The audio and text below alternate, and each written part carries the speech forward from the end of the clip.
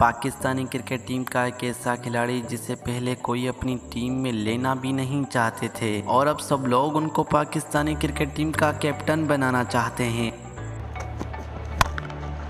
Rizwan goes big. Oh, he's picked that up. That's too straight and that's gone. Oh, what an innings!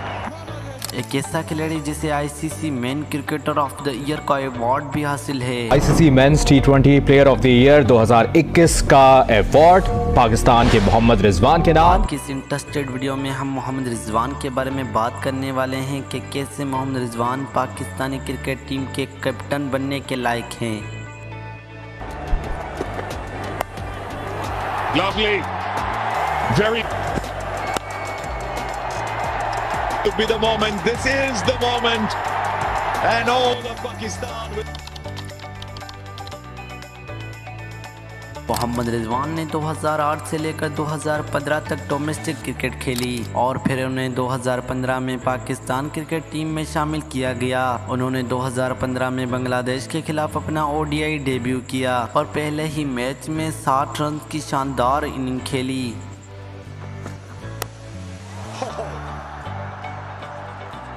Much time. I think he's looked very comfortable. Acknowledges the applause of the crowd here. Mohammad Rizwan 2016 में New Zealand के खिलाफ अपना test debut किया और पहले match में 0 runs पर out हो गए।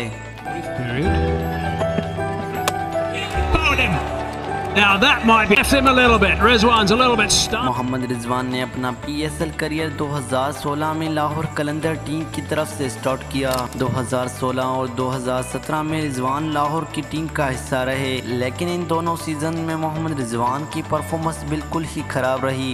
रिजवान ने 16 मैचों में 233 रन स्कोर किए। Down the track, it's a straight hit. He likes it. He likes it. Smacked over mid-wicket. It's gone all the way. Just what was needed. 2018 से लेकर 2020 तक मोहम्मद रिजवान कराची किंग्स का हिस्सा रहे, लेकिन इन 3 सीजन में रिजवान को नज़रअंदाज किया गया। पहले तो उन्हें खेलने का मौका नहीं दिया गया और अगर किसी मैच में शामिल भी कर लेते थे तो 5वें नंबर पर बैटिंग के लिए भेजते थे। तो हमारे स्क्वाड में हमारी प्लेइंग 11 में नहीं आ सकता तो नहीं आ सकता, कांट हेल्प इट। और माशाल्लाह काफ़ी बेहतरीन चांस है। 2 मैच खेला हूँ, बैटिंग कोई नहीं आई, कीपिंग ही कर रहा हूँ।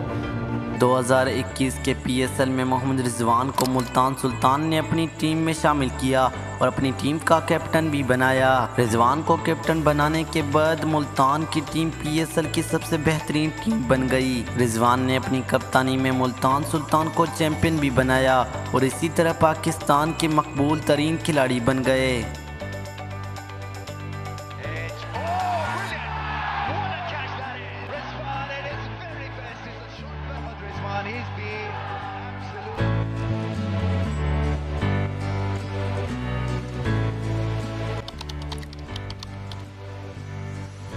तो 2019 में रिजवान को श्रीलंका और ऑस्ट्रेलिया के खिलाफ खेलने का मौका दिया गया और ऑस्ट्रेलिया के खिलाफ मोहम्मद रिजवान ने अपने पहले ओडीआई सेंचुरी स्कोर की।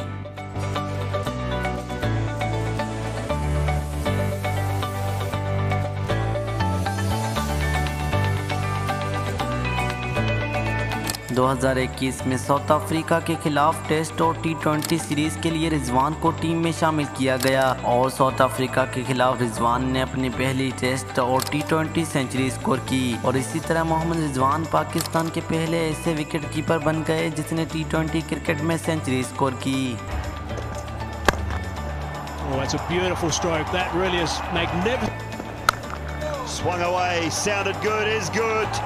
Mid-wicket. Clears the rope. What an innings. Mohammad.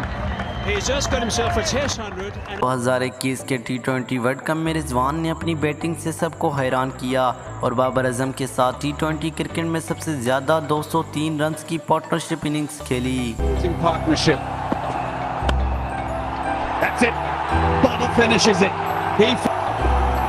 That has been quite extraordinary. 2023 के ओडीआई वर्ल्ड कप में श्रीलंका के खिलाफ शानदार सेंचुरी स्कोर की।